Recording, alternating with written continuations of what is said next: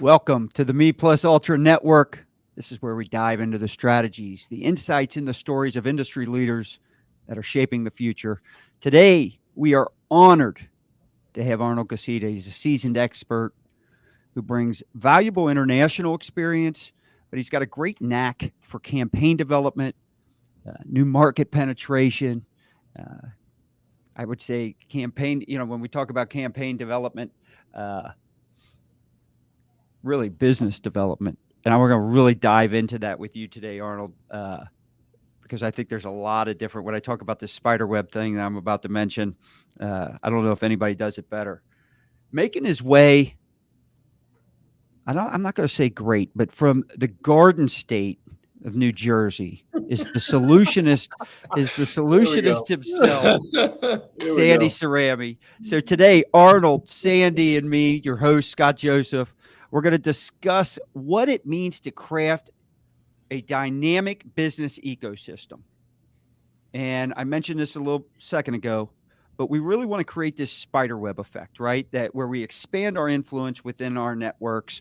And that's what we're going to talk about. We've got some real live examples. I think where Arnold, I don't know if anybody does it better, as I said. And so let's start right out of the gate. So first off, welcome you guys. I appreciate you being here. Thanks for having me. Always appreciate being with you too. It's always fun. I will say that when you start off talking about how the experience, etc., it's basically saying that I'm old, right? I said seasons. You didn't say it in those words, but basically said I was old. I went to a party the other day, and there's this lady came up and she said, "Oh, you get better with age."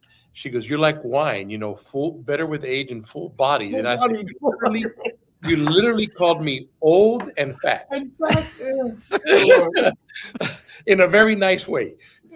So if you're party circuit, if you're going to be on this show, we know that at some point there's going to be some poking and some jabs thrown, and hopefully everybody on here should be able to give it and take it, right? For sure. And it's all in fun. All right. So I think when we talk about this topic, when we talk about this ecosystem and networking and relationship building, it's easy to immediately go to, all right, I need to network with Arnold. I need to network with Sandy. I need to meet him. I need to get him to like me. Because we want to generate business, right? But there's another side to it. And I want to open up with that. And it's how can businesses craft this ecosystem that fosters not just business growth, but what about collaboration and innovation? So Arnold, I'll start with you, and then we can and Sandy jump in whenever. So this is going to be a good show. Yeah, for sure. Look, I if you're asking me how we collaborate, you got to have a network and you got to have friendship first. So I'm very old fashioned in that sense. And I'm going to give you an idea. We have another business, and I was talking to the manager that we just hired for that business yesterday. And in a meeting, I talked about some stuff that I didn't think she was doing right. And she comes in hard. So she met Scott, and she's going in for the kill, right? And I explained to her that the way we do business in our culture here is don't sell. Stop selling. Yeah. Go make friends. Lifelong friends. People that whether they buy from you or not, you want to hang out with, you want to travel with, you want to go out to eat with. If the business happens, it will happen naturally at some point. Mm-hmm. Sometimes it'll happen in a month. Sometimes it'll happen in 2 years. Sometimes it's not going to happen until the person they're using makes a mistake. But that's how you cultivate it, in my opinion. My opinion is people buy from people they like, and you have to be real. We all smell fraud and fake fast. Mm-hmm. And actually, the younger generation can smell it faster than us. Yeah. Okay. So you have to you got to be real. You got to have fun with people. You got to become their real friend. You got to go visit them, say hi, take them out to lunch, become a friend, court them. And then the business will happen. But in today's world, at least my experience and what we've done here at Petra is you can't do this. So let's talk. Let's when we talk about ecosystems, right? Let's talk about because I know some specific examples with you, but quite honestly, you know, business bourbon and cigars, I could say, is a good answer for this thing in the sense that you know Sandy's obviously part of Arnold, your ecosystem, my ecosystem, right? And we just start talking about how can we bring value? How can we bring value? How can we help people? How can we do this? And so, Arnold, you've got relationships with a lot of different companies, a lot of different people. And it's not always about the business growth in the sense of, or I should say, it's not always about the strategic alliance that directly impacts your bottom line or your top line, right? But sometimes just having that ecosystem where you're bouncing ideas off off each other, and you're innovating, and all of a sudden you're thinking you have a conversation, whether it's with Sandy, myself, we had Dave Boyle on here yesterday, and all of a sudden you have an idea, and you're like, wow, that's innovative. I'm going to start bringing that. I'm going to integrate it into Petra's, different processes and solutions. Talk to us about that. How do you use your ecosystem But in that way? so that ecosystem is created from real relationships, right? Yeah, that's right. Business bourbons and cigars, perfect one to use. At least me, I didn't know the majority of you guys until I got invited to that event. And then from that event, we became friends and liked each other before we ever did business together. That's right. And then from that event that we became true friends, we can honestly talk to each other about ideas, whether it's at that event or calling each other, because I know that Sandy and I have talked offline about, things that we think about. So I do think that's important. I think that collaboration, having the network and the true friendships is not just about selling something and making more money. That's great, and we're all in business, right? We all want to sell and make money, but it's also very valuable to have the wealth of intelligence and experience and be able to shoot ideas without a judgment or criticism and with honesty, right? Like you and I have sat in our back porch, right, and talked about a number of things in honesty, right? Yep. It's important to be able to have that relationship and that ecosystem where we can talk to each other and say, what do you think about that idea? And somebody says, look, I did that before and it didn't work, or that's the most ridiculous idea I've ever heard, or I don't think it's for you. You're good here, but you're really not good here. Maybe you should let somebody else do it, but maybe you can work with these people. I think that ecosystem for just it's hard for people, and this may sound bad, but it's hard for people in our positions to be able to trust anybody with honest ideas or maybe even honest failures, Yeah. right? And so when you find a group of people like some of those in the business and bourbons event that are also at that level and know what it is to get a company going and make payroll and come up with ideas and go to market, that you can sit back and honestly talk about an idea or a problem, that ecosystem is worth more than a college education. It is the intellect and experience of all of these people throughout their lives that may be 20, 30, 40 years in this. I know you're very young, Scott, but for me and Sandy, it could be 30, 40 years in this, right? Don't let him off the hook, Arnold. I am. I am. Well, I am very Don't- young. don't I mean, a talk lot of afterwards. people. Scott, What's that was that? not a cogent thought. You're struggling too much with words. I would like to dovetail something off of something that Arnold just said, and I think it's critically important to note it. We do start out with the like factor, right? We want to hang around with, and we tend to gravitate towards people that we like, right? People that we enjoy spending time with, and then when we understand them from a relatability factor, right? We all occupy similar positions in running companies, running teams, running businesses. It becomes easy for us to relate to each other. But then Arnold brought up what I consider to be the number one factor in creating the ecosystem that you're speaking about, Scott, with respect to the spider web of relationships, and that's trust. the fact that we can be honest, as Arnold said, with each other and trust that there's not going to be judgment, but we're going to have an open ear and we're going to give real honest feedback is, I think, the catalyst for driving or that you're going to run off with the situation and tell somebody about it, right? That all of our best interest is at hand and we all look out for each other. That's that ecosystem. Absolutely. An incredible important ecosystem. Because listen, when they say, and again, may sound bad, when they say it's lonely at the top, people that are at a certain level that have made or accomplished certain things, there's not many people to talk to. Let me just say this. And they say this too, Arnold. It might be lonely at the top, but it's a bitch at the bottom. All right. Sing it, my man. One of my favorite songs. Definitely worse. By the way, that's a Business Bourbon and Cigars playlist special right there. Oh, yeah. Oh, yeah. And I also want to touch upon something that Scott said, because I want to make sure that we feed his ego here today, and then knock it down in the same breath. When you said before, Arnold, that's what he needs. Right. That's the most ridiculous idea I've ever heard. Scott is so used to hearing that from Trish around the house he's been able to grow a thick skin. He can handle that comment. I can. For sure. Absolutely. I can handle anything anybody brings my way. That's why I give it.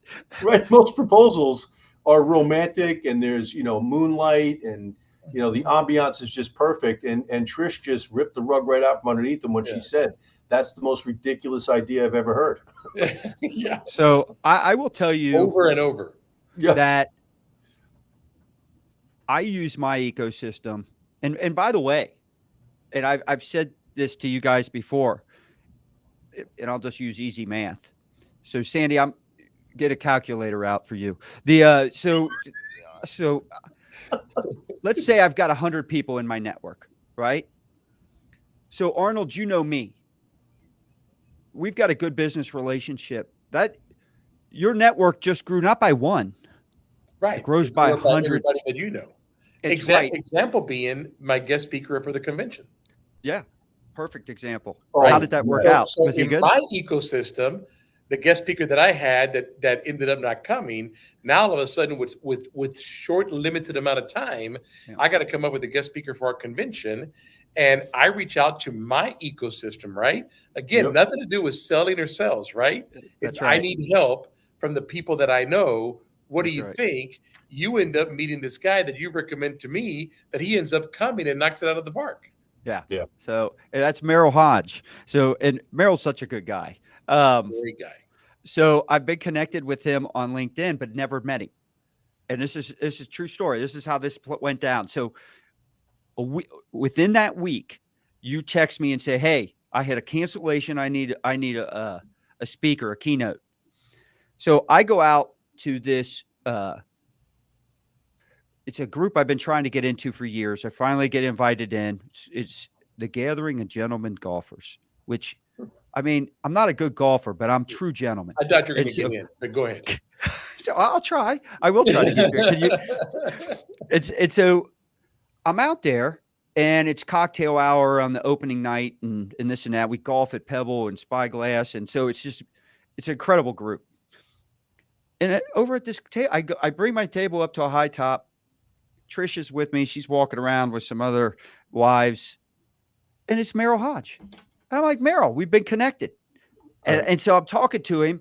And my cousin knows him well because they belong to the same country club, who's also in our group, right, Steve? And so I immediately said, I've got a gig for you. I said, I'm your manager now. He joked because I saw him on the practice range the next day before warming up. And he goes, "Hey, I might hire you as my manager." And I said, Merrill, you can't afford me. I was waiting for that. I was waiting for that. Yep. Yeah.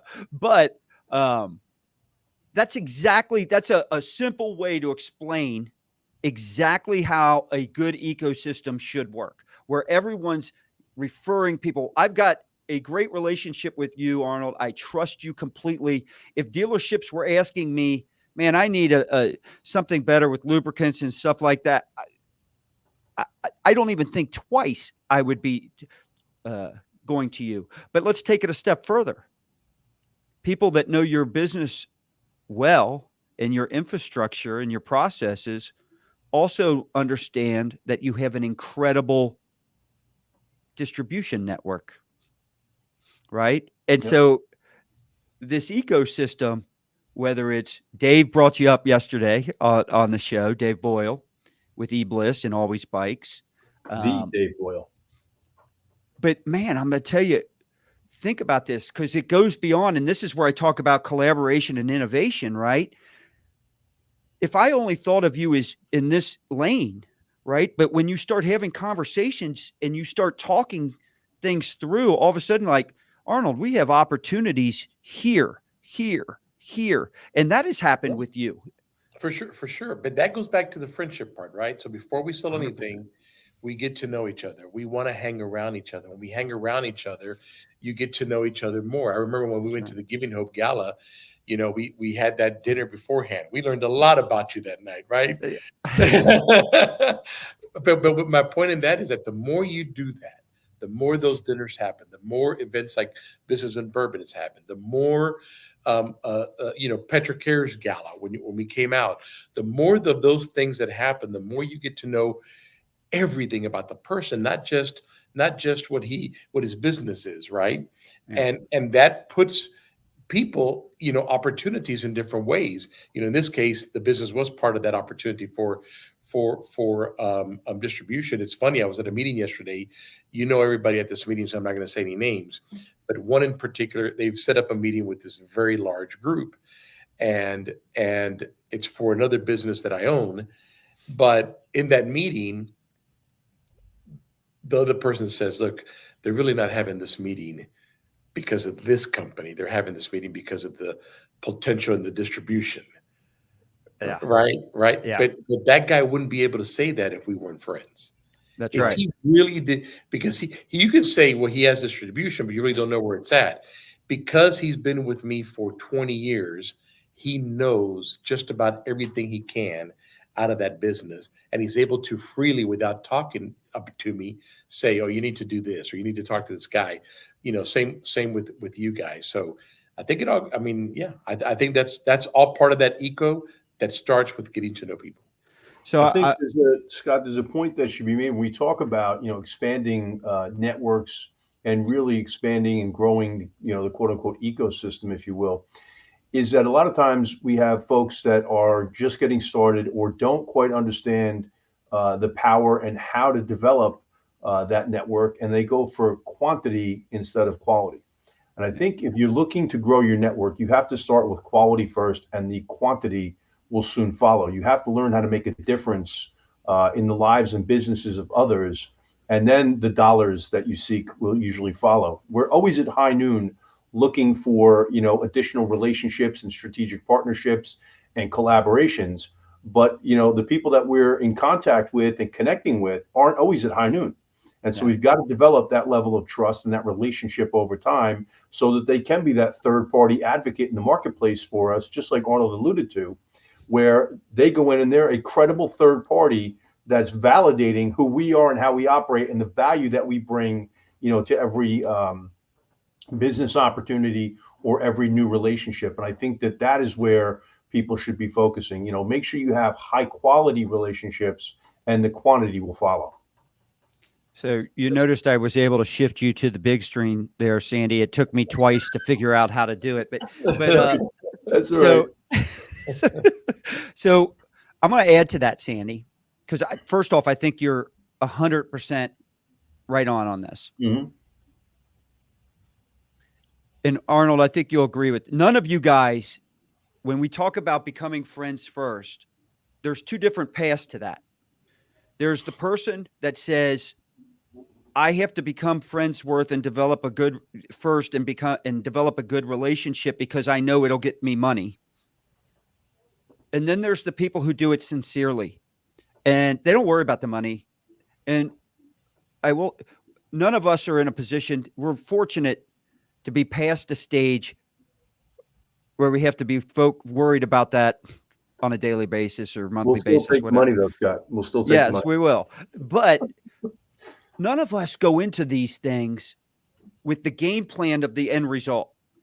Like I literally, Arnold, when I don't have anything to do in the day-to-day operations.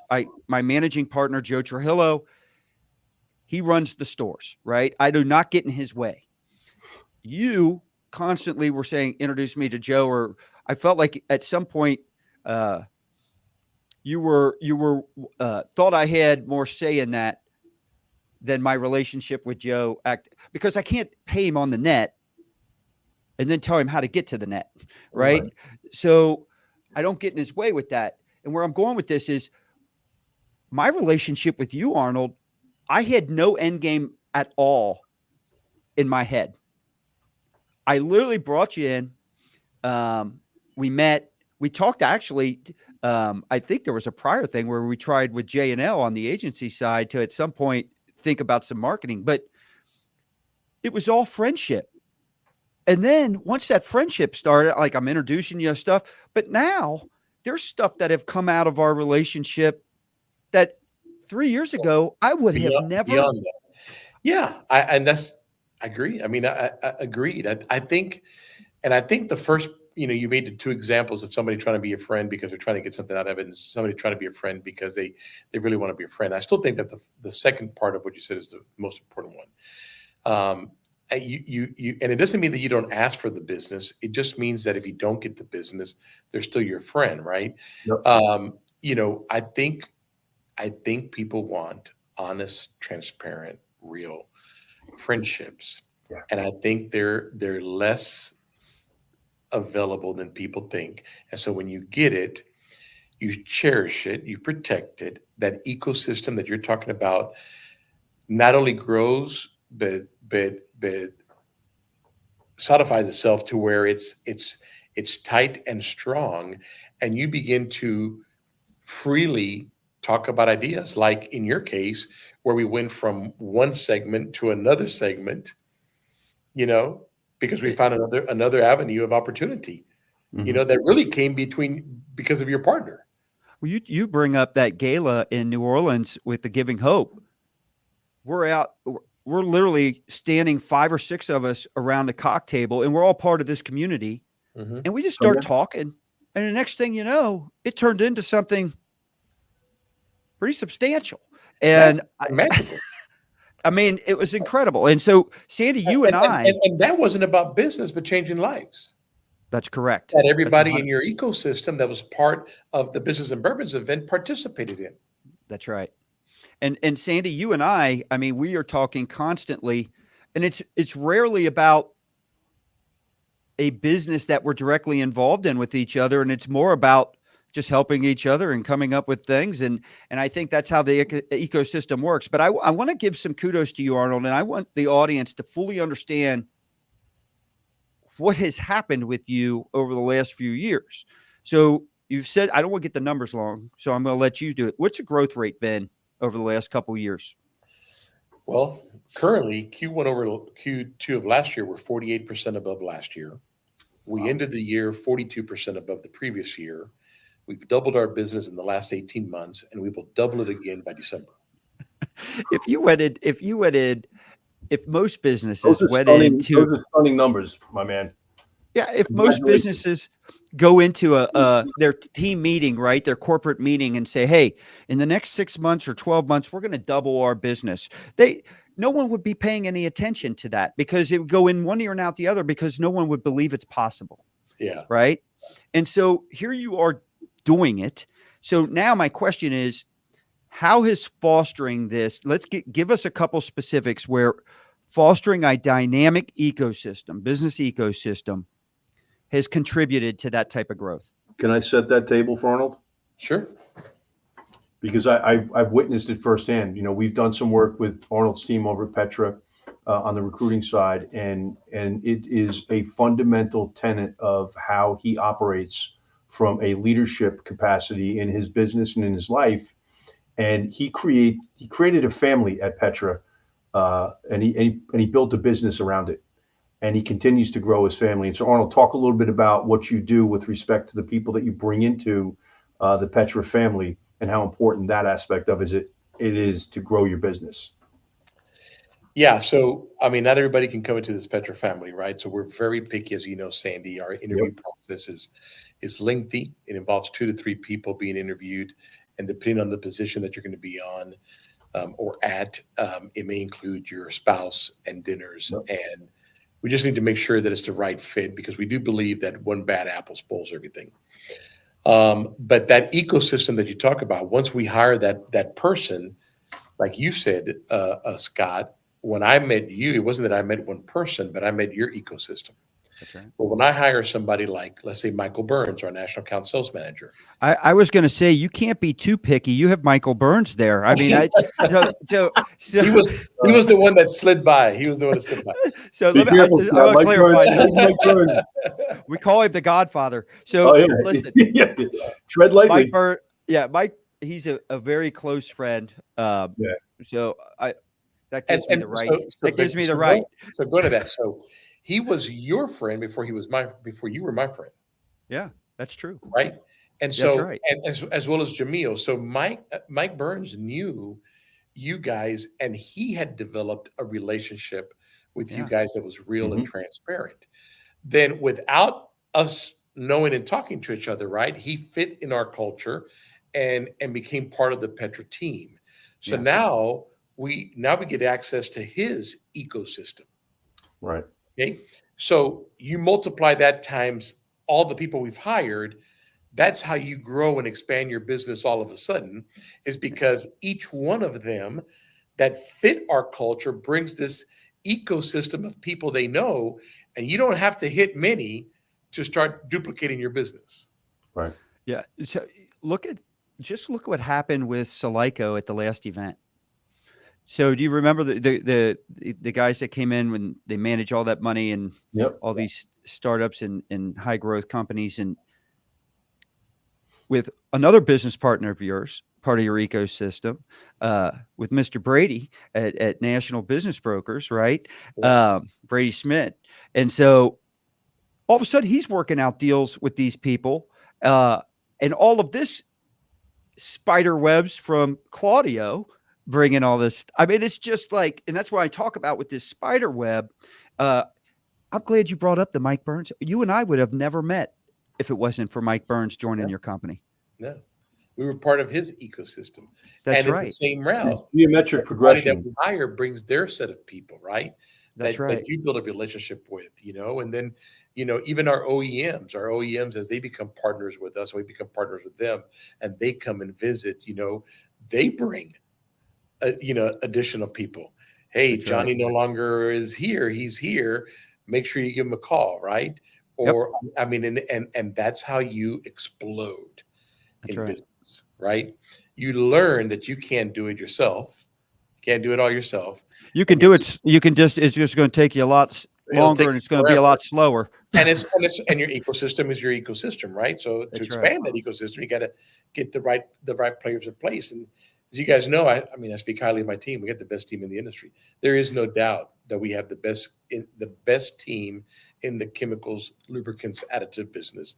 Shout out to Junior, Arnold Jr., Rob Richardson, Arnold Jr., like Rob Richardson, Yeah. Gabby. I mean, Gabby, absolutely, no doubt.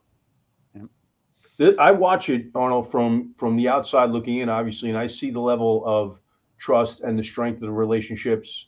I've seen it firsthand at your events, and I obviously interact with a lot of the folks on your team, and I think that speaks to the culture. And I think, a great culture is going to give you an opportunity to grow at an even exponentially faster rate, right? Because A players will attract A players. Okay, if you have B and C players in your organization and part of your ecosystem, they're only going to be able to attract B and C players. But when you've got a culture that has a plethora of A players on it, A players tend to be attracted to those types of opportunities and those types of businesses. And that's where you see that exponential, as I referred to before, geometric progression. You have a chance to grow in exponential rates versus, as Scott was alluding to before, the one-off or the one at a time. Yeah. That's right. And those people that you hire that are A players, right? You'll know, first of all, that if you happen to hire if you got A players and you happen to hire a C or a D player, it will immediately be known. Right? The culture will put them out like poison. It'll be Okay, there's a wrong fit here. But what's great about hiring the right people, like a Michael Burns, Rob, Arnold Jr., Gabby, is that and all the rest. Not I'm just mentioning them for because they work a little bit closer with me, but the entire team at Petra and every level and stage, they go off and do their job. And we don't micromanage, we don't babysit. These are A players. They don't need to be babysat. I mean, Rob and Arnold Jr., I think it's been a week that I haven't spoken to them on the phone, to either one of them. When we emailed and text, but I mean, we haven't, it's not, there's no need. They're doing their job. There's no need for me to, what'd you do today? What happened today? Right? I know they're doing their job. The numbers are there. The quality of the product is there. The growth is there. I don't have to, the proof is in the pudding, right? I don't have to babysit them. It's there. And so that's, So good you're talking a lot about internal drive, right? So you're high energy. I would describe you as self-driven as well in terms of your leadership. What techniques do you use to help motivate or inspire your team? Let me say something about me for real quick. High driven, I go 1,000 miles an hour, but this is how I typically start my day, which I think is important to answer your question. And I start my day by praying. First thing I do, right? Amen. First thing I do for me, for our family, for our business, and the families of those that are part of ours, that are part of our ecosystem, as you would call it. The second thing I do is on the drive to work, and I have about a 45-minute drive to work. I typically don't listen to anything, and it's my quiet moment, and I'm just gathering my thoughts, right? I'm trying not to let anything cloud my mind. So I spend a few minutes. So after prayer, I spend a few minutes just quiet, and I'm just thinking. I'm just through my head. I'm thinking about what happened yesterday, what needs to happen today, where we need to go, where we're at, whatever the case may be. But there's nobody in the car. Complete quiet. I get to drive through a lot of woods too, which helps. But so prayer, and then I spend some quiet time just reflecting on what's happened and what needs to happen in the day that's going to happen. And then when I get to the office, I'm typically messing with people, saying jokes, but at the same time setting goals. As an example, I'll walk into where Brian Meza's at, and I go, listen. So he's a single guy. We always make fun of him that he's, what's that app where you go swipe or right or whatever? Sandy? Yeah, they've been trying to recruit me for years, but I'm What is happily it called? married What is man. it called? Anyway, that app. So I'll go in there and I said, listen, stop swiping left or right and start picking up some money, right? Yeah. Then I'll go to Mike and Mike, listen, stop watching sports and you got to, and we have this banter that I literally go around to everybody and jokingly hit on the goal and the things of that day, including I'll walk the warehouse and talk to people in the warehouse and kid around with them. Like I'll see a guy sweating, putting things together, and I'll look at him and I'll say, hey, listen, get your act together. We got work to do, right? While he's over there all, and they all laugh and do things like that. I read, I listen to a lot of podcasts,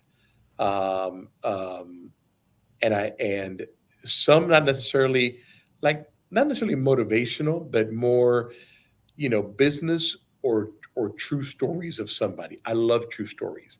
This is what happened to this. I don't know if you know a guy named Terry Hopper, I believe is his last name.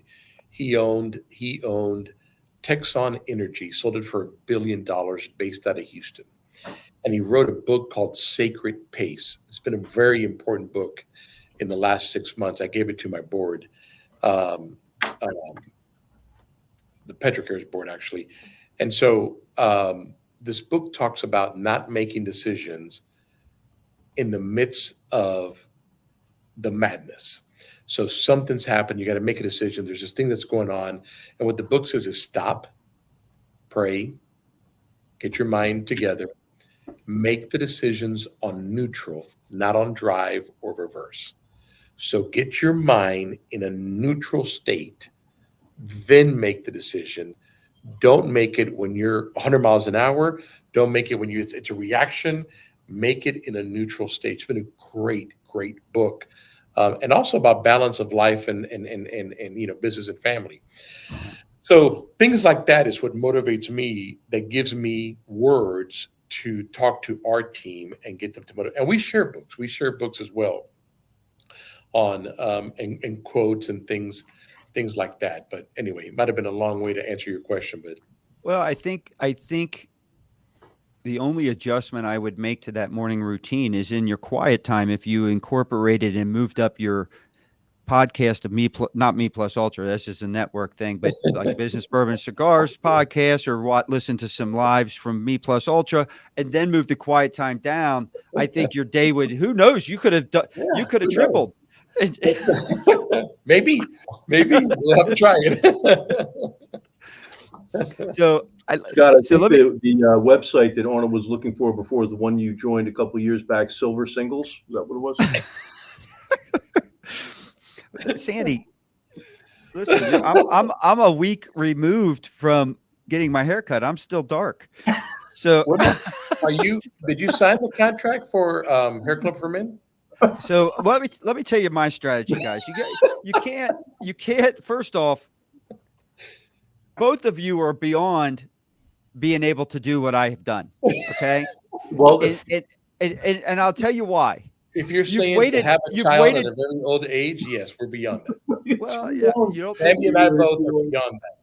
I said this on your podcast, Arnold. You don't take a prize bull out of the field, but I will say this: you waited too long. It was a good 5 to 10 years ago where I said I'm getting a haircut, and I said I'm not gonna be happy with the gray thing, and it started to come in like right in here, and I was like, and so initially I pluck a few, and then eventually you got plucking too many, and you're like, I can't keep plucking, I have no hair. All right, and so I said I want to start tackling this issue now so no one notices. So I addressed that gray. If I didn't, I look like Paulie. I look like Paulie on The Sopranos. You own it. You own it. You keep doing it. Works for Scott. COVID was a he uses something called the Kiwi method. He puts the Kiwi shoe polish on the side of his head. COVID was a disaster for me. I told Sandy 3 weeks into COVID, I said, "What the shit?" I said, "Everyone's going to know I have gray hairs." So, I will tell. I'm going to send you offline. I'll send both of you guys a picture. We went to a 70s party last year, and the 70s party. So I dyed my beard. I'm going to send you a picture of that so you can see. How I want to see that. Mary's been after me. Mary says that the dual color beard and mustache. She thinks it's a problem. I said I'm au natural, man. Yeah, I'm au natural. I think I couldn't change. Yeah, I mean, I was. So, let me ask you this, Arnold. Getting back, I got that Santa Claus look. How do you grow? Grow and double in business inside of 6-12 months? It's incredible. So that doesn't come without some type of planning. All right. But we all know our day-to-day stuff gets in the way. So how do you balance managing, especially with that type of growth? Because a lot of people will not complain, but like they're concerned about scalability and managing that growth. Do they have the capacity to do it? How do you balance managing the day-to-day operational tasks with developing the long-term strategic visions in the corporate growth? So you put the right. So I have what's called my top management team, right? Which is Arnold Jr., who's VP of Sales and Marketing, Gabby, who's VP of Finance, and Rob, who's VP of R&D and Operations. Those three work closely in hand with me, and they each for their department in their world, which those three worlds encompasses the entire company, are very forward thinkers. So all three of them will come to me and say, we're here today, we're going to be here tomorrow, we're going to be here in 6 months, and this is my plan of recruitment. Mm-hmm. This is our plan of what we need to do. Same things in operation, R&D. They know that we're big in R&D, right? I may get this wrong, so Rob will have the exact number, but something like 25% of our sales have come from products we've created in the last 12 months. Think about that. Wow. 25% of our sales have come from products we invented or reformulated in the last 12 months. And we're heavy on R&D. And right now, things are being created that we're going to launch in 2025. So that's the kind of planning that gets you there where you're not surprised or going crazy because you're planning it, right? So we change our production forecast every 60 days. Well, can I ask you a Wow. question? What is the process or what is the inspiration behind the product innovations that you guys create on a ongoing basis? What are the things that you're looking at or listening to or observing to drive whatever product innovations you guys create? Well, so the field, number one. So number one, the Marines on the field. Joe, as an example, calling up and saying, "Hey, you know what? It'd be really cool if you guys had this." And if you hear that enough, our R&D picks up on it, right? Mhm. Or our R&D figures out, finds by articles and things that they're reading. Listen, our R&D team is right now looking at hydrogen vehicles, right? Yeah. That's probably 10 years out, but our Right. R&D is looking at hydrogen vehicles.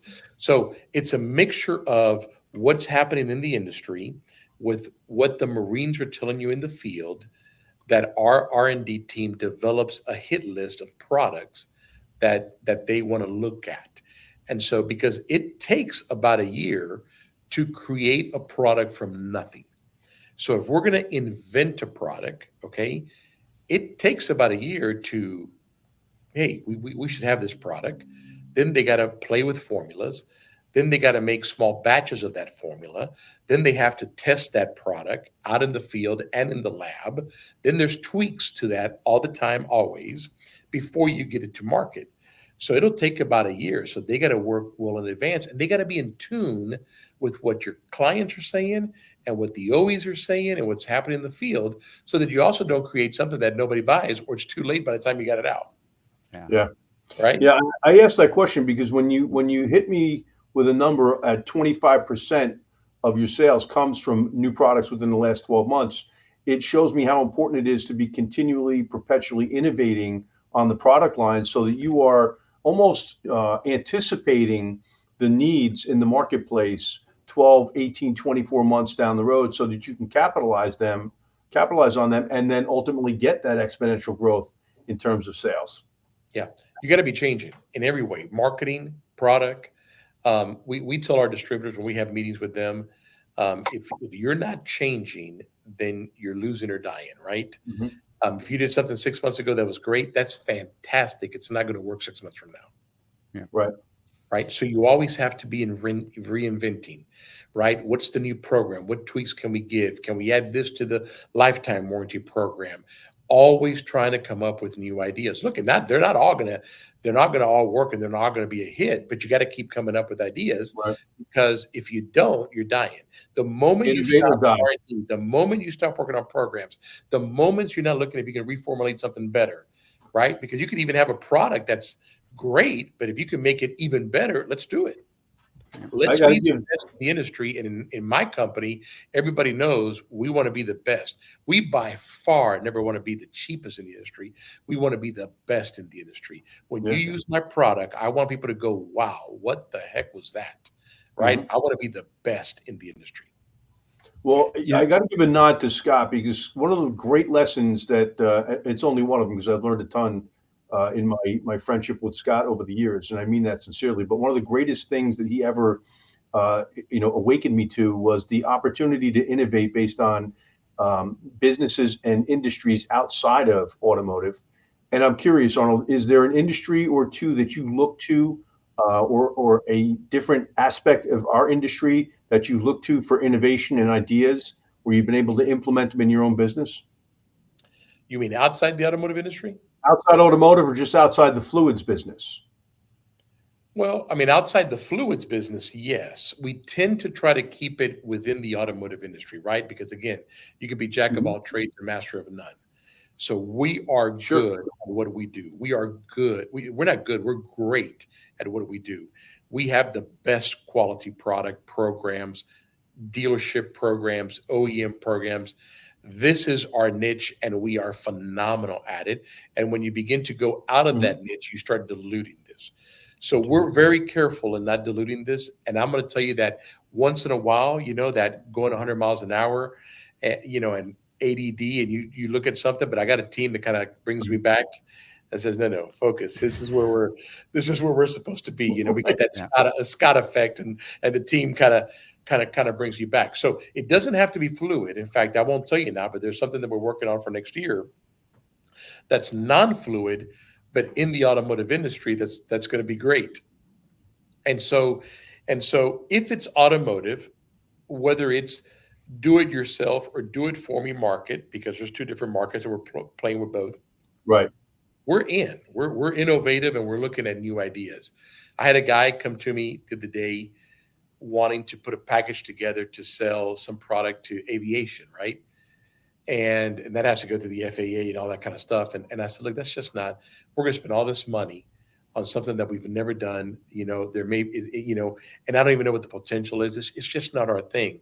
Doesn't mean one day we won't change it, because I believe in change, and I believe that you got to always be changing. But to this date, and I've been in this for 32 years now, we've stayed in our lane and became the best in our lane, and it's been great. So, Well, that's one of the keys to keeping a strong ecosystem, right? And so you said something earlier in this show about trust. And so I've got a couple questions here. One, when you talk about the 25% additional sales coming from new products, that doesn't come without trust in your organization. And you've mentioned Arnold Jr. and some other people on your executive team. You've got to have a lot of trust to where the day-to-day stuff, the stuff that has to keep happening and developing will go, but you got day-to-day jobs, right? So at what point, what was the switch for you that happened where you were like, you could let go some of these things so you could focus more on the vision and direction, right? And allow this stuff to happen without you having to be involved in every single thing? I would probably say it happened a year or maybe 2 years ago. It was recently. It wasn't like 5 years ago. I had this, I think in every organization, especially when you created something from scratch, right? And it's kind of your baby, that letting go is a little bit hard. But I've never had a problem in letting go, but I was always involved in the meetings and things like that. I would say 2, maybe 3 years ago, maybe shortly after 2020, you kind of learned that, hey, you got a team. In fact, let me go to 2020. So it would probably be 4 years ago. 2020 showed, I already knew it, but 2020 was the stamp of confirmation that I had a hell of a team. Yeah. Why? What in your brain made you? Because it's something, right? With business, we're all different. Yeah. But in the same, it could have been something. It could have been just this guy always hits his numbers. It could have been a gut feel. What is it for you? That no matter what the government said, the team came in and pulled it together. That no matter what the lock-ins were, my team came in and knew exactly what to do and pull product. That if one person was down, the other person, came in. There was a time in 2020 when the sales team came into the warehouse and helped pull orders. Yeah. I'll tell you, for me, it's when all of a sudden the solution or whatever they didn't involve me, and son of a bitch, it was better than I probably would have come up with. I'm like, oh, they do know more than me. We've kind of now. had that policy already. We tell people to make decisions. My executive team knows they can make decisions. If they make the wrong one, we'll deal with it. We'll learn from it. We move on. They know they can make decisions, so they do make decisions.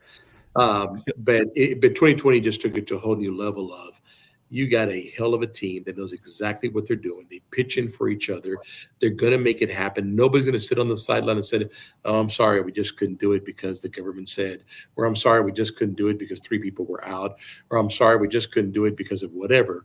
I mean, The entire team they were going on warp speed. 60% of our business became hand sanitizer. I mean, think about that. Within 60 days, we created hand sanitizer and knocked it out of the park. right? Innovation and resiliency in the face of adversity. And that is really a true measure of the level of talent and the level of commitment that you have on that leadership team. And I tell you, you reference, say that the first 8 months or so of 2020, and every one of us was going through that. Scott, that's the whole reason Business Bourbon and Cigars got started in the first place. That's right. Right. That's That speaks exactly right. to the emanation of Business Bourbon and Cigars. But Arnold, I remember getting my Petra hand sanitizer from you guys. You guys shipped out a box of the Petra hand sanitizer. The first couple of them smelled like tequila, but it was good. That's right. Even better. But let me tell you that Scott during tried COVID, serving that would have to Mary and I. Yeah, Scott tried serving that to Mary and I at the Derby on the rocks, and I drank it, but Mary declined. Yeah, on the rocks. Have it on the rocks. So we've got a good question from someone in our ecosystem, right? Good friend Ron Marvo. My right hand. And by the way, if people are commenting and questions, depending on the channel or social network that you're using, some come through to the StreamYard app that we're using to stream this live. If we're not addressing it or putting on screen, it's because it just didn't come in, and we'll come to you after the show. But Ron asked, when rolling out a new product, how do you test for market demand, and how have you all solicited feedback prior to going to market? So again, it starts with the Marines in the field, right? So that's our sales team out in the field, be it a distributor or our sales team outside. Those tell us dealers are asking for this, or I saw this at the dealers, parts department. Can we have it too? And so then we start gathering information, right? Can R&D make it? Which they can, more than likely. Then we ask or send surveys out to our distributors. If we had this product and if the price margin was this, would you buy it? Right? Would it work for you? Could you sell it? How many cases would you buy? And then depending on those answers, typically is we'll send the samples to the ones that thought they could sell the most, right? Because they need to go try it and test it out. And then we get those feedbacks and change that. And that's the evolution of it. So the answer is yes, we take into account the sales team, the people in the field, and test product with them before it ever comes out to market. How long is that time period? Brand new product is a year. So a whole year from and all those steps in between. Yeah. So you brought up, so the second part of that question is trust. You got now trust in your team, but we talked about this a little bit within our ecosystem. Listen, in a perfect world, we'd have this incredibly strong ecosystem that was generating referrals and new business ideas and breakthroughs and innovative, concepts, and that we could eventually roll into our businesses. But there's always a little bit of competitive overlap, right? Or sometimes maybe no competitive overlap, but there's like the thought of like, well, I could do that myself. I don't know if I need to partner up with this person and that person. I could just bring that in-house. So how do you navigate? And I'm going to come back to this question. I'm going to pay you a compliment first because I want people to understand this. We were at Business Bourbon Cigars the last September in Louisville. And I sat down. We were at one of the excursions. I think we were over at the Fraser Art Museum in the Bourbon Speakeasy room. Arnold's sitting down. I sit next to him. I said, and I don't mean this in a way because of the end result of what I ended up telling you is because of everything you've said here. You come into it with a sincere interest in just meeting people for all the right reasons. But I sat down. I said, I don't think there's anybody that's been a part of this event, which is why I wanted you on this show, by the way, that's been a part of this event who has benefited more, because I know of the deals that have come from all this. And I'm not talking about the event. It's more about the way you network and the relationships you've built. And what's amazing to it, when Sandy and I first started talking about Business Bourbon, it was just to create an event that was completely different, that offered a lot of value. So that was the only goal. And we figured, all right, there were going to be sponsor partners that probably eventually sold some of the participants and this and that. But what you've done, and that's why you're the perfect person to have on this ecosystem Spiderweb, you've got business ideas and opportunities that have come up that have gone way beyond the Absolutely. traditional stuff. And that's what I love about your brain. And so, but here's my question. So, how do you navigate the balance? Because it's delicate between competition and cooperation within your ecosystem. Well, look, I've said this before. I never look, and my competitors don't necessarily look at it this way. I do not believe a competitor is an enemy. I believe a competitor is a competitor, Yeah. right? I can have a friendship with a competitor as long as we don't discuss certain things, right? I'm Yeah. not going to tell them what I'm creating. I'm not going to give them pricing. I'm not going to, we just don't talk the business side of it, but we can talk the fishing side of it. We can talk business and bourbons. We can talk about mutual friends. We can talk about politics, the economy, culture, you name it. There's just certain things you cannot and should not talk about. So I look at competitors as friends. I don't look at them as competitor against. They may not necessarily look at it that way. I also, can have friends that don't use us in their service department. Yep. I have great friends that I've hung around at their house at a barbecue that don't use Petra, but they call me for advice all the time, and I'm part of their ecosystem, and I call them as well, and and we just have a And great you relationship. could probably call any one of them. And even though you're not doing business, you'd help each other out. That would be my 100%. guess, knowing you. And we So still do, and we still do it, that's right? right. I mean, I had, the other day he called me, just this particular one that I'm thinking about, owns 3 dealerships around town, doesn't use us. Yeah.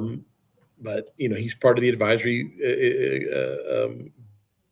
board for Petrocares, right? And we did that intentionally. So just so you know, on our advisory council, we have 2 people that use different competitive product. So in instance, on the advisory council, there's three competitive products being representative there. And we did that on purpose. I did that on purpose because it's about the kids. And so I wanted to make sure that people understood Petra Cares is not about advancing Petra. Petra Cares is about helping these kids out. And if my competitors are willing to give and hire these kids, I'm in. Right. Yeah. And Yep. so again, you can be friends and just not talk about certain things and be there for each other. Dealer owners, like I was mentioning, we talk. I eat at their house. They eat at my house. They don't use me. They don't use me because similar to you, Scott, they're saying, look, I pay somebody to do this, and that person doesn't want to change. And I'm not going to make them change because that's what I pay them to do. And I respect that and I get that. Yeah. I'm here if you ever have a problem and you need my help. And if you never have a problem and never need my help, you're still going to come eat at my house. I'm still going to go to eat with you because I like hanging out with you. Mm-hmm. Right. I brought this up yesterday with Dave Boyle. Sandy, you and I never imagined this community would evolve into what it's. That was Nope. never part of our discussion. That was never part of the long-term plan or anything like that. And I got to tell you, so last week was Derby weekend, right? First off, maybe my ecosystem isn't as strong as I thought because none of these people told me they were coming into Louisville. But so That but sounds what like I a love problem with your ecosystem, not your ego. well, Your ego. so what I love, all right, my cousin Steve, the Boyles, they come in, and another part of our ecosystem, they're going to Derby events with Michael Porro. Michael Porro. Staying at his house. All right. You got Claudio Gammon, another part of our ecosystem, coming in, staying at the house of Tom Drexler. All right. Going to Oaks, Derby, private bourbon tours and morning day at the dock. I mean, he did it up. So I actually met out with them on Saturday night after Derby. But You also had Troy there. That's exactly right. Well, Troy, yeah. I donated my table. My daughter graduated, so I donated my table to Giving Hope. Troy raised great money from it. Man, I got to meet the Attorney General for the state of Texas. Uh-huh. I mean, And shout out to Ken Paxton. Shout out to Ken Paxton. yeah, he's sitting right at the table. We text now. This is unbelievable, but that's how it goes, right? Now that's Troy's ecosystem. We're talking about the governor of Louisiana, the governor of Texas ends up showing up. Yeah. I got to tell you a story because you talk about, because it fits right into what our topic is. All right. And the spiderweb effect that happens when you have the right ecosystem. So I went to Greece last week. I come back and literally the next day we're going to dinner. It's Jeff Ruby's here in Louisville, Kentucky. And so I've got Troy, the people he's bringing with him for the table. Trish couldn't make it because we just got back and she'd missed the baby. So, yeah, she spent time at home. She's going to get her priorities right. I told her that. So, yeah. And so we're at dinner, and I meet this incredible guy. And I'm not going to throw out the names, but I got to tell you his story. I got to tell you, because it was this a swipe left encounter, Scott? No, let me tell you something. So, and he won't mind me saying this. This man also outkicked his coverage, Sandy. Do you like to say? I'm going to steal a line from you. All right. So him and his wife are sitting next to my right. Great couple, great people. So he starts telling us the story about how he got engaged. Okay. And I'm only going to say this. I'm not going to mention names, but it lets you know the power of this network. Because when I say this, you're going to understand that this guy is a big time guy, right? So he has to get permission from the father, who he had been in business with, by the way. All right. They had business relationships with, and not employer, but like strategic alliances with. Yep.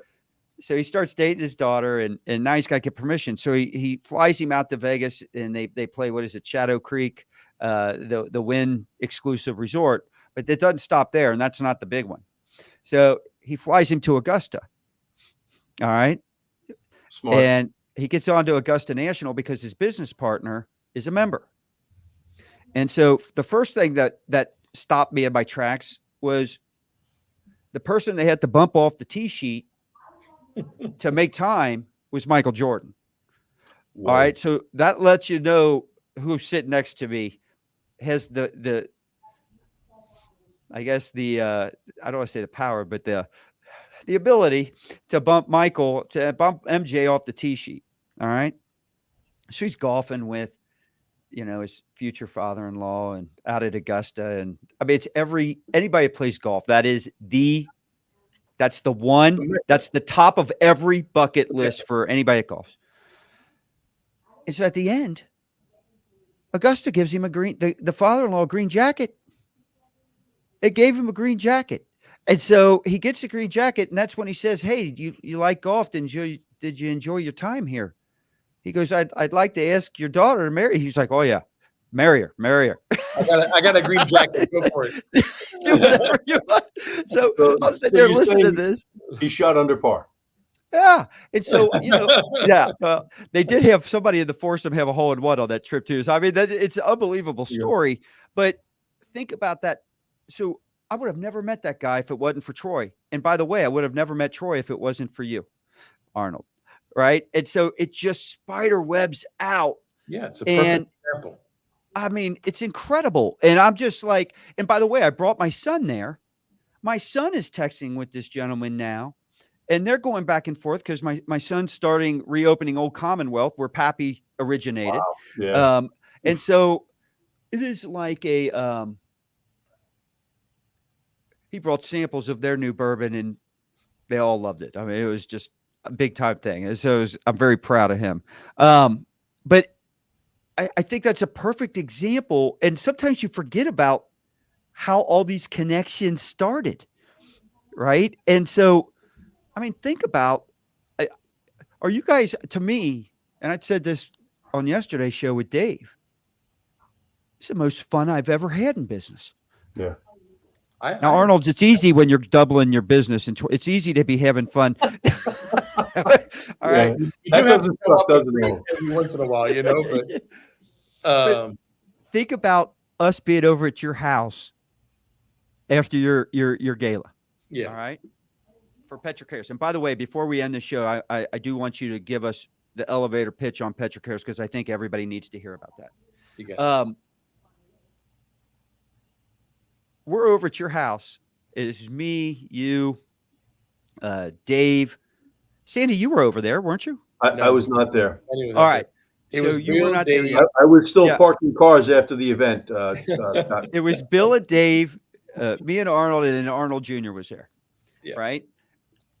Oh, We had my one more God. person. Did you? I feel like there was. I feel like there was two. Was it Lori Halter? Oh, yes. It was Lori. No, Lori but was there, but she was inside. inside. She was It's not inside. Lori. I never forget Lori Scott. You, for some reason. Brad. Brad Muggy. Oh, no, he wasn't at your house, though. No, he wasn't at your house. On that, No, on that night, he wasn't.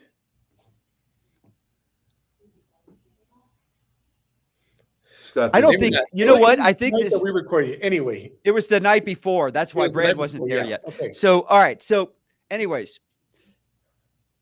we're all debating electrification and EVs. But this is what's so fun. We've all got strong relationships, and Dave gets on a thing, and we were kidding about this yesterday too. It was so funny. I mean, we're riding each other hard. All right, and it's like While we smoke cigars and drink bourbon. That's exactly right. And I'm just saying, what could go wrong, Arnold? Yeah, no, nothing. but that's the type of relationships that it's become. And so I think it's a perfect example. I will That's tell you, not a normal business stuff. I mean, no, that's not. and that night was great. Everybody had their strong opinions. We poked fun at everybody. And again, very strong opinions. I said it. Remember, I said, I'm going to do this in our podcast. We'll get Sandy. All of us need to recreate that night. Oh, yeah. It was 100%. 100%. But the problem is if people are not only listening to it and not watching it, you're not going to be able to understand a damn thing because we all talk over each other. No, you got to watch it. You got to see it. It was just, it was crazy. Scott, if you recall, we tried that years ago when you and I first started to collaborate. We tried to do a podcast, around a few bourbons, and that footage never made it. The footage never made it on air. Well, I think we need to recreate it for this political season. Well, it was part China, it was part U.S., it was part EV vehicles, it was part name it. Oh yeah, it was part Bentleys. The funny part was, Dave was talking about his post on LinkedIn, right? And I said, Dave, and he goes, "You liked it?" Yeah, I said, Dave. I said, I got your posters like this long. I said, I don't have time in the day to read a 2-hour post. Because of you. Yeah, I liked it because of you. I didn't read it. I just liked it because you wrote it. I read the first paragraph or two, but then once, I scanned down, I saw it was 58 paragraphs long. I was like, my God, I can't read this. So but guys, it was funny. I'll defend Dave. If you're gonna, Dave is great. The best. Dave could fit right into this conversation. And absolutely. It'd be great. So talk to us a little bit, because you've brought up Petrocares a couple times, 2 or 3 times. I want people to understand what it is and the good it's doing. Yeah, so Petrocares is a charity that I created where we take kids that are exiting the foster care program or are disadvantaged, homeless, parentless. If they're in the foster care program, their parents have been taken away, or they have one parent, not the other. But basically, when you're in the foster care program and you reach 17, 18 years old, you're in high school, senior in high school, you got a couple of choices. You're going to graduate, you're going to quit, or you're going to do your GED. Regardless, the government is saying you now have to do one of these because we're not paying you any more money. The housing people that, even if it's a family that's housing them while they're in this process, the government is saying when he reaches 18, we're done, right? So they're being pushed out to become homeless, basically. If they're not adopted by the age of 10, they're probably not going to be adopted. And on average, they move homes every 2 years, which means a new school every 2 years. These are the least of these, the most disadvantaged kids that you have ever met. We pick these kids up, right? So let me say this too: if they graduate from high school and if they qualify, the government will pay for their university studies. 90% will say no. So when these kids graduate or get a GED or quit, 90% say, leave me alone. I'm done. I'm tired of people telling me what to do. And they immediately become homeless. Now, they may have shelters that pick them up and have certain requirements, but they immediately become homeless. 80% of those within 3 years will be dead, homeless, or in jail. And the average life expectancy is 23 years. So basically 5 years after they get out of high school. What we do is we come in, we bring those kids to Petra, and in our training room, in a partnership with Lone Star College, we train them a trade. Right now, we're teaching them how to be a technician. 7-week course, 6 weeks on how to be a technician, 1 week on life skills. We pay for everything except housing, transportation, get your license, food, uniform, toolbox when they graduate, all of it. And at the end of 7 weeks, we place them in a job. Our dealers hire them and they go work for our dealerships. When I say our dealerships, they don't use petrol. Like I said, they use competitive product, but they hire them as well because it's about the kids. So we find them a job somewhere in the dealer industry and they become a level 1 technician at the dealerships. We change their life and we change generations to come. 80% of the inmates in jail today around the U.S., 80% have touched the foster care program at some point in their lives. So when we change these kids' lives, we change generations, we change our society, we change our prison system.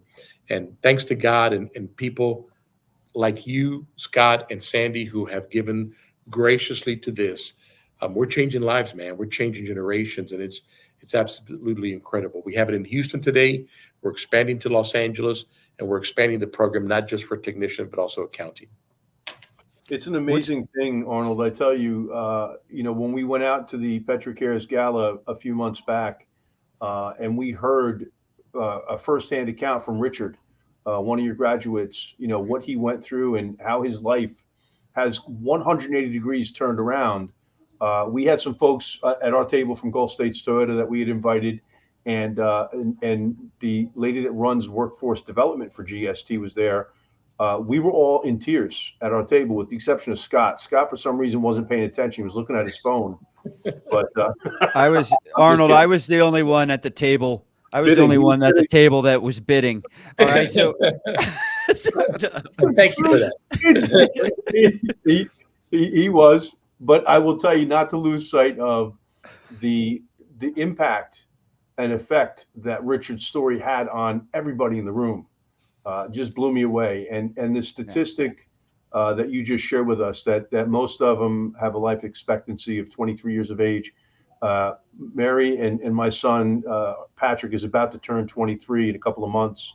And that one really hit me hard. I just thought about what would life be like for my kids if they didn't have that support system around them. And so this is an easy charity for people to like and get involved in and commit to, because it really does incredible good. And we've seen it with our own 2 eyes. Yeah. I applaud you, buddy, because I know it was started for one reason and one reason only. Yeah, well, and I thank you guys for being part of it. That's a lot of work. It's not easy just to set something up, but I can't help but think, what would happen if all these businesses did that? And if nothing else, if they don't have the capacity to do it, at least reach out to people like yourself or the one that interests them the most, right? And make a true effort and donate and to those causes. So Lord willing, and if the funds keep coming, it's going to be somewhere in a city near you. We're expanding to Los Angeles, Galveston, Florida, Detroit. Long list of people on a wait list. You need to create a blueprint for all these businesses that might be in these local communities. We're going to talk about that this afternoon, by the way, SJ. That's exactly what Arnold and I are going to talk about. That here's an example of collaboration and innovation happening right here on live on stream. Right? Well, that's right. When we were at the event, Scott, and everything was happening around us, and we heard Richard's story, and I saw the light bulb go off in the folks around the table, especially the two guests we had from GST. And I immediately thought of something I had been working on with the Schomburg brothers, John and Bill. And I was like, I need to introduce this to Arnold, and I need to see if this makes sense and it fits. And so that is exactly an example of how to collaborate based on the ecosystem and the networks that we have put together 100%. here collectively. And it's exciting because it's not just funds. And this is not a political statement. I'm just going to tell you, the state of California over the last 10 years has invested, I think the number is $23 billion to address the homelessness issue. And it's gotten worse. So it is not about funds. It's about what you do and the level of true, genuine commitment that you make to actually changing and impacting for the better the lives of the people that you wish to impact. And so Arnold and his team, led by Brian Meza, who is an absolute mensch. I love him to pieces. They're doing it. It's for real, you know. We got, we've been blessed. Yeah. And We've you've been been blessed, and we're blessed to give back. Exactly. All right. So I want to thank Arnold and Sandy, but I have to, Sandy, before we close out, I want to say this, because you could help me. I'm going to reach into my ecosystem with you. Why are you smiling? Why? I don't understand why you're waiting smiling. for the shot. I'm just bracing for the shot right now. There's no shot coming here. So I need help from you in this way. So Patrick, your son is 23, right? Will be. All right. So I need help navigating because I've got a young daughter. It's going to be about turning 2 here in June. You need to walk me through those stages of having a child in your 50s and let me know what I can expect down the road. Arnold, you knew it was coming. So, all right. So I need to, I want you to walk me down that path so I don't have any surprises. So I have to say this. You know what? I hope people that watch this. So first off, I think there were a lot of good nuggets in here in terms of what you need to do but look at, we're having this is fun for me, right? And there's nothing I enjoy more than sitting around, usually with a nice bourbon, maybe a cigar, and talking ideas and innovative. And when I'm talking business with you guys, I could, in 30 minutes to an hour, we'd sit down and I'm telling you, we could have notepads worth of ideas. Now, granted, an idea is worthless if you don't have, if you yourself or you don't have somebody that can execute on them, right? Amen. So execution is the most important part. However, is there anything more fun than doing what we're doing now? I can think of one thing, Scott, but we'll keep it clean. Thank you. That one thing, Not obviously, anything I want to do with either of you. Twice. All right, for the record. All right, Arnold, for the record, not anything I want to do with you. I'm in. I'm with you. Only one thing would beat this guy. Thank you. Oh my gosh. All right. So thank you, Arnold. Thank you, Sandy, for sharing your expertise and insights, man. This has all been about crafting dynamic. Hold on. We're getting high tech here, Sandy, and the fact technology. that it's incredible. And so, you know who I got this technology from and shortened my learning curve from? Who's that? Larry Roberts, the Red Hat Media guy. Another guy in our ecosystem. That's right. Yeah. Taught me how to set all this up. He can get a camera that can find your good side. He's got to be able to come up with. We're still working on that. We've tried.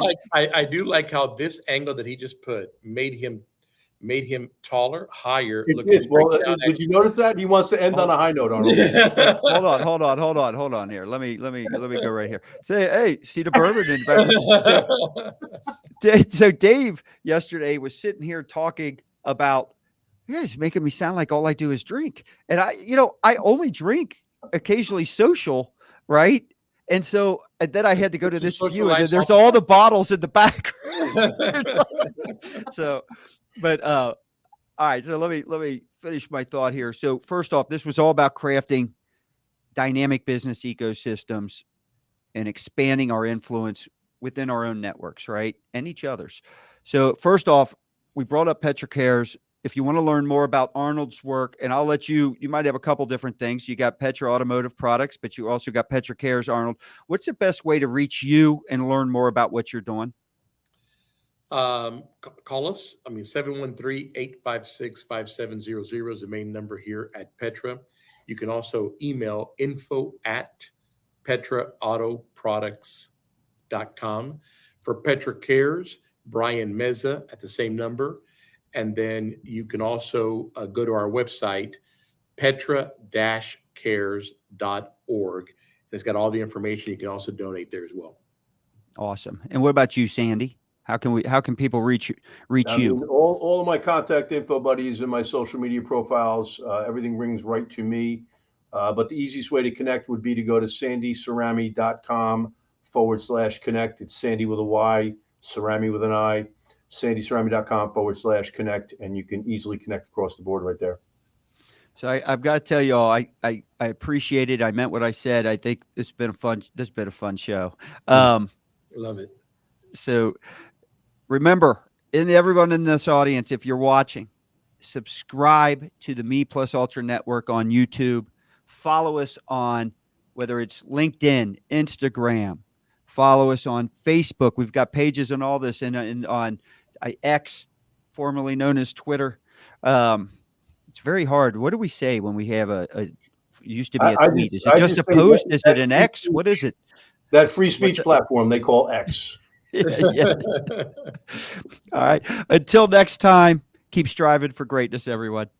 All right. Appreciate you guys. Thank you. Take care, guys.